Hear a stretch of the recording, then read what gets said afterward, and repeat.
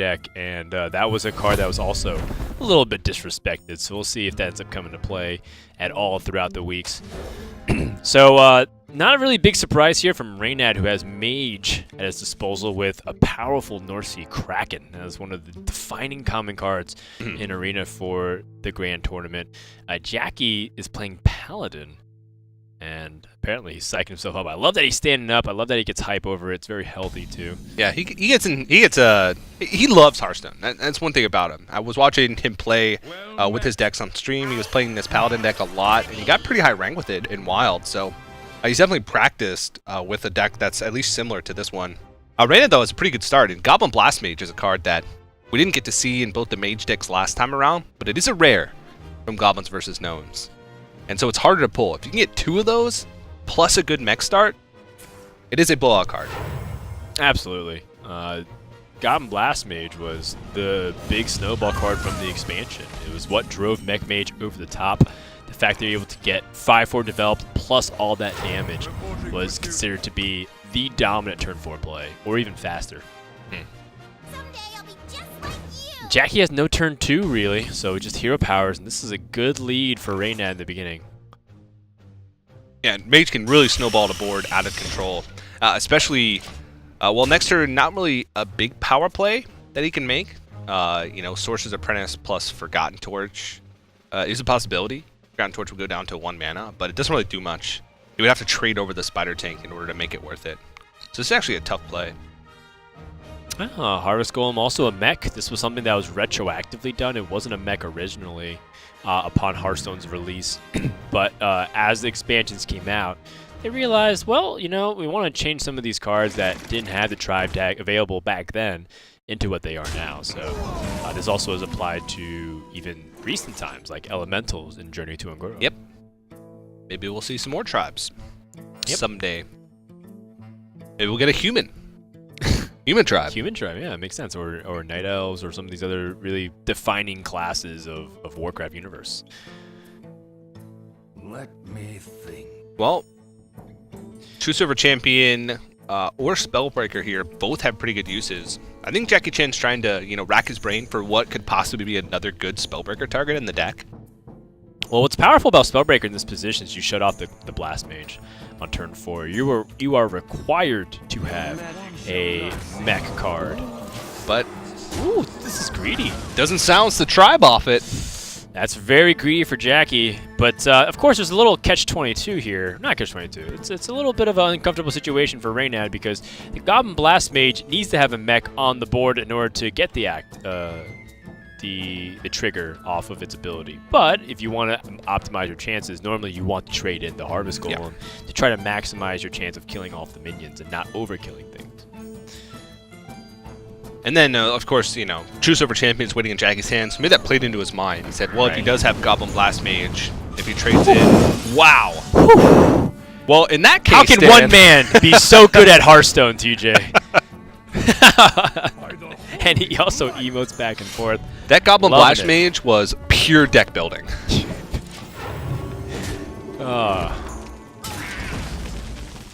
Reynad, of course, thanking himself for making a Goblin Blast Mage card. Yep. True Silver Champion, a huge defining card for the Paladin class. However, it's going to get stopped by this Anoyotron. And that's going to be a really big problem. And I think you guys are already starting to piece together what's happening based off that one Goblin Blast Mage. That Harvest Golem was not important for trading at all, and because that minion sticks, it snowballs damage further. Yeah, and if anybody was around at the time of Mech Mage, you know. But if you don't, Mech Mage was a difficult deck to beat because it had such a good early board, and then even if you were able to clear it at some point in the game, they could still burn you out because it was Mage at the end of the day. They still have Fireballs, they still have Frostbolts. So this pressure that's snowballing, even if Jackie manages to somehow find a way back onto the board, he's still going to be so low that the burn damage that Reynad has in his deck could end the game on the spot anyway. So it's a really difficult situation. Okay, I like it. Jackie's got an idea. Instead of playing the Argent Commander to essentially just trade Divine Shields with the Anoyotron, he's going to try and set up the best board possible for these Frostwolf Warlords to get value and be more than just a 4/4 minion. However, Reynad's got some pretty good stuff in his back pocket here. He's got double Dark Iron Dwarf, which is going to allow him to push a lot of damage through. And he still has access to the hero power to get a free trade on this Silverhand recruit that got buffed by the Lance Carrier. He also has the option of going with Sorcerer's Apprentice, Forgotten Torch, and Ping to basically clear off as much of the board as possible. It doesn't build as much of a board presence, and it is weak to Consecrate. And I think that might be an issue that that Reynad is thinking about at the moment. Oh, absolutely. This does just put the most damage on the board. It for sure is. So starting to get out of control here for Jackie. Enhanso Mechano. Oh man. Wow. The OG adapt. The OG adapt. Except you didn't get any choice in the matter. It was like the OG corpse room. Kind of. Kind of, but you didn't have to have them in your deck. Right, I guess you're right. It just gives all of your mechs randomly Divine Shield, Taunt. True. So that's the better Wind one. Fury. I was thinking like 4 mana, low stats, but give them all these crazy, ridiculous effects. Yeah. Keywords. Well, as the saying goes in Vanilla Hearthstone, one Argent Commander deserves to another. And that's usually what ended up happening. It was Azure Drake, Argent Commander. Interesting. So on and so forth. I wonder if he's going to go for that here, if he's going to go for more a play that plays better to his curve. Like Yeah. Dark Iron Dwarf plus Forgotten Torch. True. You don't need to do that, actually. Yeah, you wouldn't. This just pushes the most damage and is the most resilient on the board as well, so. And that's not a good draw. Ouch. Jackie needed cheaper stuff to play. This Enhanso Mechano is great. It's an epic card that does some crazy game finishers. Very similar to Bloodlust, very similar to Gentle Megasaur. Actually, you know what it is? It's the original Gentle Megasaur. That's what it is. There it is. Yeah. That's what it is. Our analogies were a little bit off. I was feeling something was like, eh. I was about to say the original Evolving Spores, and I was like, that can't be right. It's assuming people even use Evolving. I was like, Spores. 4 mana cards that buff your minions on board if they're a specific tribe. I'm drawing a blank. Well, It's only the card that I probably see 20 times a day on ladder.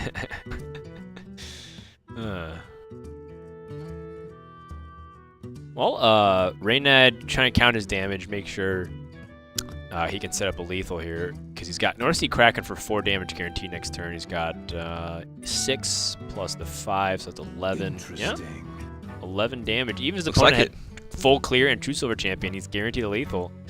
Jackie Chan would need some absurd swing here. Lay on hands. But that's an epic. That's really hard to come by. It had to be Lay on Hands plus like a way to clear the board, because he doesn't actually kill the minions. And it would have to be Lay on Hands with the quality, but he doesn't even have the mana to do that. Someday I'll be just like you. That's just going to put him to 4 and hold on to the Forgotten Torch, but put more minions on the board. I mean, this effectively does the same thing. If Jackie Chan has healing, it's very unlikely that he clears the board also, as you mentioned, so. Well, Jackie can go for a big Enhanced Mechano.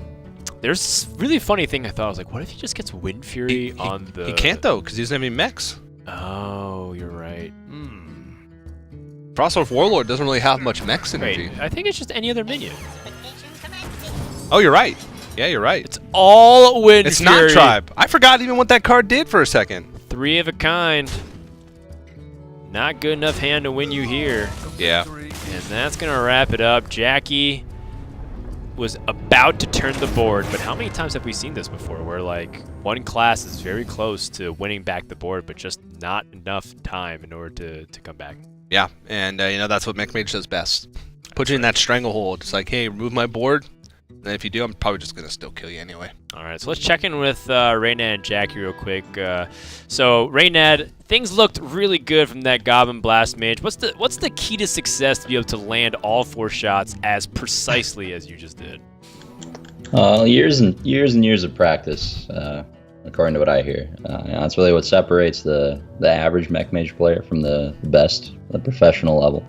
And yeah, I'm known for my good luck, and I'm just glad it worked out this time. Ooh, all right, well, Jackie, I noticed that you actually been playing a lot on your own personal stream, and you've been killing it on ladder recently, and part of it was some of those decks. Do you feel like that was just a stroke of misfortune, or do you feel like maybe something went wrong there on your end? Yeah, I mean, the only reason I'm playing Paladin is because I got double Minibot and double Mustafa Battle in packs. So it's like, oh my god, I have to play Paladin. Like these cards are insane. So maybe if I'd drawn one of them, or maybe I should have killed the Harvest Golem. Maybe I should have killed the Harvest Golem. I was not expecting that level of RNG. Sure. All right, well, we don't want to keep you too long, so good luck for game number 2. But remember, Jackie, one more and you're done. All right. All right. Okay, so, and one thing I also noticed is that this is a clash between Europe and America both times. Tyson and Ali going at it, and now Reynad and Jackie. And that's also been very big within the Hearthstone community because Europe is very much number 1 on the totem pole, but every region's looking to take him down. And America specifically really likes to compete against Europe too. So I can sense that there's a lot of moving parts right here with this grudge match, TJ. There's a natural rivalry across almost every esport between NA versus EU, so always love to see it. But I think that deck did not really show the power, or that match did not really show the power of Jackie's decks. I'm hoping the next deck in his lineup is actually, he put just as much as attention into it, because I want to see it go to game 3. You mentioned Shielded Minibot, Muster for Battle didn't work out. That's crazy to me that he didn't draw any of that, because those are some extremely potent decks and cards to help ensure success there. Let's go into game 2. We have Shaman versus Warlock. Now, Warlock has proven to be very powerful by getting onto the board early, but Shaman has some really dominant common cards and basic cards. We're talking about Hex, which will soon be nerfed, unfortunately. Fire Elemental is another one. If he's able to open up a Fortunate Lightning Storm, for example. Although I'm starting to believe a lot what you're saying, TJ. Like, those early legendaries that are open probably end up defining a lot of the classes you want to play. Yeah, but we are seeing some themes here with what decks these players are bringing. Jackie mentioned he only brought Paladin because he opened some really good Paladin cards, but Zoo, again, even with relatively weak cards, is always going to be good because of life tap.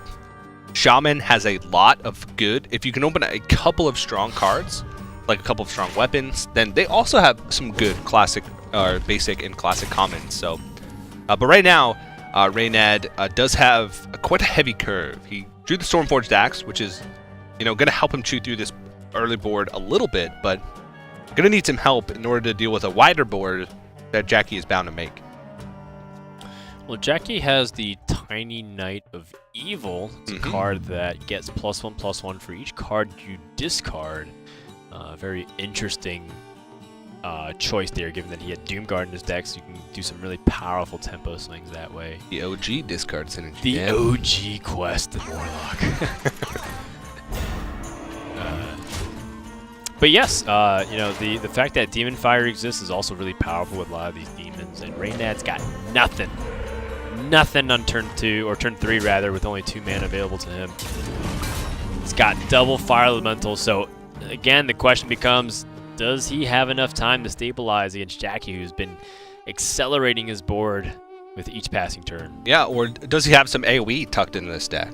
Was he fortunate enough to open Lightning Storms? Did that influence his deck building decisions? Did he go heavy on his curve because he pulled some AoE cards from some of his early packs? Like, those are gonna play a lot into how this match ends up playing out. Because right now, Jackie Chan, while he's got a lot of small stuff on the board and he's starting to pile the pressure on, he's pretty weak to AoE, because all of his stuff would die to Lightning Storm just by itself, without any of the higher 3 rolls or spell damage or what have you. Unbound Elemental not going to be long for this world very much longer, because Jackie's got this Demon Fire, which can punish it heavily. Or even just a Lance Carrier as well. Lance Carrier is really good here too with the Mortal Coil. It's a little off curve though. So I think Jackie still would like to probably put as much pressure on the board in tandem with his mana efficiency.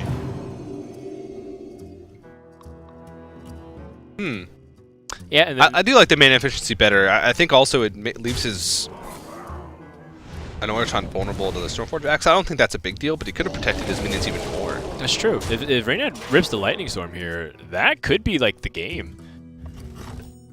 Whirling Zap-O-Matic. Yeah, doesn't get it, and seems like Jackie's got 7 damage on the board plus the Demon Fire, so that's 9. Oh, man. Oh man, you know that Reynad muted or squelched Jackie in between it. Double Wind Fury. All the way across the sky. And that puts Reynad at 1 health. Ah, that's a miss lethal. If only he was good enough to get triple Wind Fury. Jackie, of course, laughing it off. Reynad, you know, contemplating a career change at this point. Not really much else for him to do now that he doesn't have any ability to stabilize on the board. That's a quick game 2. And we're going to go once again to the rubber match, game 3, TJ. That was a fast game. That was a fast game. Yeah, as it should be. Zoo, very powerful deck, and I feel like seeing the Whirling Zap-O-Matic, you know, led me to believe that Reynad has a much faster curve than what his opening hand suggested. I think he drew most of these expensive cards, if not all of them. We didn't know a lot of it, but like, you know, the Zap-O-Matic does imply that.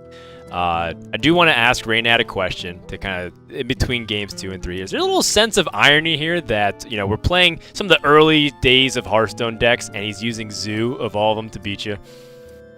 I'm used to losing to my own decks, don't worry. Jackie, looks like things are coming back on your side there. You know, obviously Zoo's a very powerful deck there, but you know, what's really been like the creative deck building process, at least for you, because people look to you usually for the deck building. Did you consult a lot of Team Void, or was it kind of your own ideas? I just kind of did what I feel like. I watched a few Reynad Zoo VODs, and yeah, learned from those. Oh man, well, those are some of his highest view counts even to this day, and still lives in that kind of glory days. Back with the guitar. Calling me washed up, Dan? Well, I'm not saying anything. All I'm going to say is whoever wins game 3 is going to take it. So good luck, guys, and thanks for joining us. Man, I am kind of taken aback by how competitive this has actually gotten. We're here just to have some fun and play Hearthstone. Reynad's just changed. Ever since he traded in his guitar for a surfboard, he's just become a different person. Yeah. Some may say, but we're going to go into game number 3 in just a second. Make sure to get your votes in the chat by using HS Void or HS Light. HS Light, of course, is for Reynad right now, and HS Void is for Jackie. And looks like HS Void's still pulling in a little bit ahead. Now, let's not confuse things here. I believe this is cheering.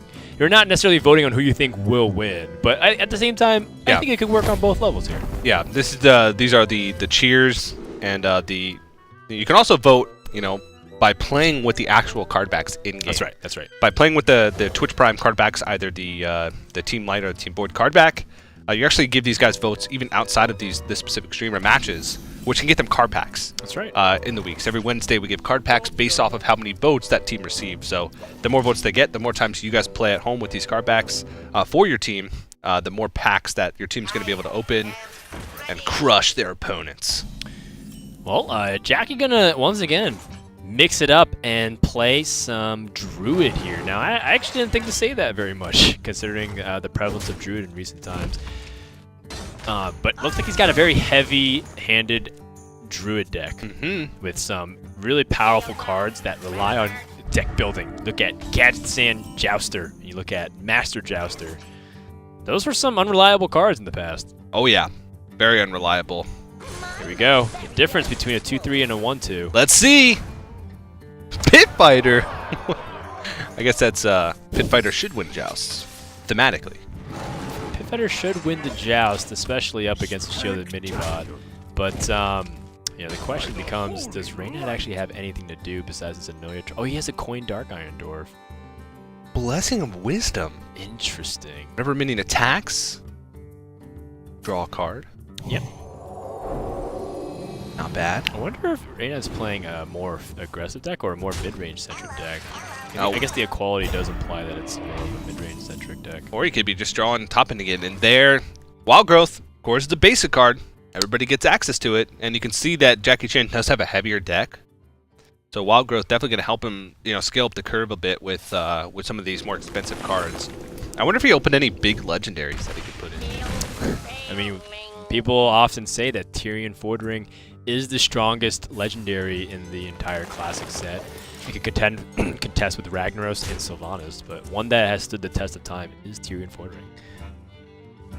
Well, that's a good draw for Reynad as well. Originally, we were looking at Dark Iron Dwarf, which still looks to be one of the more powerful cards in this situation. But the True Silver Champion also really strong too. The thing about Dark Iron Dwarf is it happens to line up very nicely into Jackie Chan's Bomb Lobber, or even just having the Sunwalker out there. Yeah. I mean, pretty much everything Reynad does is kind of weak to either of these 6-mana plays from Jackie Chan. True. Master Jouster, 5/6 taunt with Divine Shield is pretty strong. Even just the 6-mana 5/6 contested Dark Iron Dwarf very well too. Yeah. So does Reynad want to play more controlling? Does he want to play more tempo oriented? Does he recognize that he's the beatdown, or he is the defensive player? He says, I'm going to take an aggressive stance. And this is kind of hard to turn down. 4 attack or 4 health minion with a 4 damage effect with Bomb Lobber. Bomb Lobber gets increasingly worse as the game goes on because Paladin will be able to squeeze in hero powers. Yeah. Jackie Chan can also use a hero power, his own hero power, to take out one to, isolate a minion on board that he wants to hit with Bob Lobster. And that could fit well with his curve next turn. 7 mana. Did you say Bob Lobster? Like, the lobster that has a name, Bob. Bob the Lobster. Bob the Lobster is, he's still guaranteed a snipe here, but I think Jackie can continue to protect his 4/5 with a swipe in this position. And that also stops Reynad from being able to use his weapon effectively. He's only got Consecration. He's pushing damage. The thing about this Druid deck, though, is it doesn't look like it's got that much intimidating game-closing cards. It's got ways to just stack the board. Which sometimes is all you need, and Reynad's just, as it should be, drawing all his 4-mana cards. Of course, Paladin, notorious for all of those 4-mana class cards. Consecration, Blessing of Kings, True Silver Champion, Hammer of Wrath. Bomb Lobber is a pretty easy snipe on this as well. And Reynad is struggling. He's got a quality Consecration, but if he pulls the trigger on this too early, Jackie Chan's got a ton of reload already. And he's got to come up big with the draw here. He's got his coin up to 8 mana to spend. That's not it. The spare part also with Time Rewinder usually is really good for value off of Battle Cries, but doesn't seem to have much. Reynad gonna once again pass, and I like this, considering that he doesn't have anything good, so he needs to let Jackie develop. But if I'm Jackie, I'm a little bit suspicious of what Reynad has up his sleeve. Yeah, he's been holding on to 2 cards for quite some time. It looks like he's just going to load up the board here, though. At least, what's reasonable. Hold on to Master Jouster and Gadgetzan Jouster. But still present a lot of pressure on the board. And Reynad will have a full clear, but at the moment he doesn't have anything to back that up with. And with double Time Rewinder, those aren't necessarily the best spare parts to be able to, hold on to a board. I think that's okay, though, because now this kind of puts him slightly even in the card count, because assuming True Silver Champion can snipe a card, Coin, Time Rewinders all kind of equal to a card, and Jackie picks up That's not good. a very clunky card to use. If he had Ultimate Infestation, this hand's actually great. Ooh. Another Ascendant Shield Master in the deck, so you might be right. This deck may not really have those big bombs in the late game. The big joust coming up, and Jackie There he is wins again. all 3 jousts. Reynad nodding, contemplating, wondering what could have been. Jackie's having the time of his life. Reynad is back in the office for another day, apparently. Cogmaster not going to do anything. No card draw source. Reynad is under immense pressure. Can't really do much to this board. And Jackie does have Innervate as one of the worst draws in his deck, but if he picks up a big expensive thing, maybe he could pace that with Wrath. does not get it. He has 8 damage this turn, a little off from lethal. Yeah, I wonder if he's going to try and just clear the board here.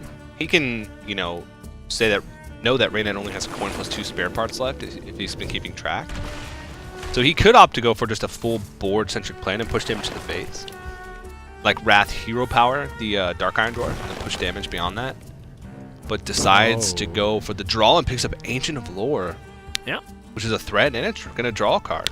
Yeah, one of the most powerful cards from the classic set in Druid, and was eventually changed to only draw 1 card. If actually, Ancient of Lore joins the very exclusive club in Hearthstone of being nerfed twice. Once from being able to restore up to 8 health, and once from 2 draws to 1. Yeah. I think the only other card that's been changed twice was Unleash the Hounds. I can't remember another. I think Unleash the Hounds changed 3 times. It was changed It was originally a buff. Right. And then it became a 2 mana Right. spell, and then it was changed to a 3 mana spell. Right. So that's twice. Yeah. Oh, yeah, you're right. Maybe, no. Was there one more? You're confusing me, man. I'm confusing myself. You're right, that is twice. Yeah. 3 iterations. 3 But I guess that does mean it was changed twice. You're correct, Dan. Somehow Reynad's won the board here with that. Oh, Savage Roar off the top. Jackie Chan going to close it out in a position that Druids are all too familiar with. Oh, I like it. Restore the health. Draw a card. You should draw a card. You should draw a card. Oh, that's okay. BM. And that's going to be a 2-1 victory for Jackie Chan. And Team Void moves up in the standings even further. Wow. So maybe that vote for HS Void over HS Light was just an indicator of how things would be. They're 60-40 against Team Light so far. Yeah, they're cleaning up at the moment, and seemingly unstoppable is Team Void. All right, so let's go ahead and check in with Jackie. Jackie, what do you think was the key to your victory today? That